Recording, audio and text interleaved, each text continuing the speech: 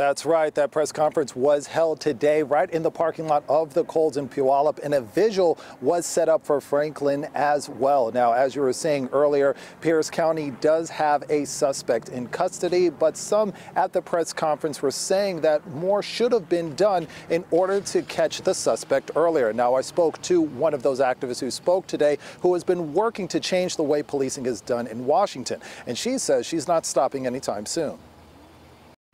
You would think that we would be the ones throwing a hissy fit considering our loved ones have been killed. Katrina Johnson knows firsthand the pain of losing someone and not seeing justice done. This fight began for me after my cousin Charleena Lyles was killed by Seattle Police Department. When I found out that the police were not going to be held accountable, and that was said to me before the investigation was even over, I knew that it was bigger than just my cousin. Her goal? To change law enforcement in Washington through legislation. Initiative 940, which passed in 2018 and changed the standards for use of deadly force, was Katrina's first foray into the politics of police reform. We're just trying to fine-tune that. We saw that there were gaps in 940 that needed to be addressed. To use force as a last option. Soon, others joined Katrina, becoming the Washington Coalition for Police Accountability. The coalition has been working with state lawmakers to develop reforms that address policing in the state. We have new laws. And the ACLU says those reforms have already had an impact. In 2021, there's been 11 people who've been killed by law enforcement, and that is significantly lower than it was last year and a third of what it was 2 years ago. These laws were passed to reduce violence.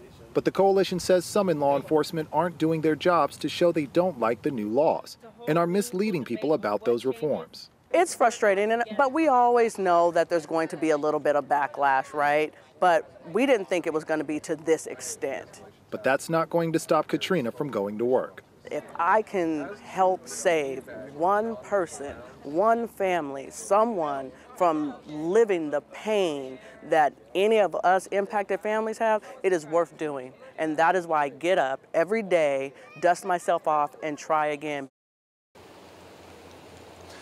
Now, State Representative Roger Goodman also spoke at that press conference, and he said that he will be speaking to all parties involved in order to clear up any confusion surrounding these new reforms. But he wanted to make one thing crystal clear. Police will not be penalized for doing the right thing. For now, we're live in Puyallup. Lionel Donovan, King 5 News.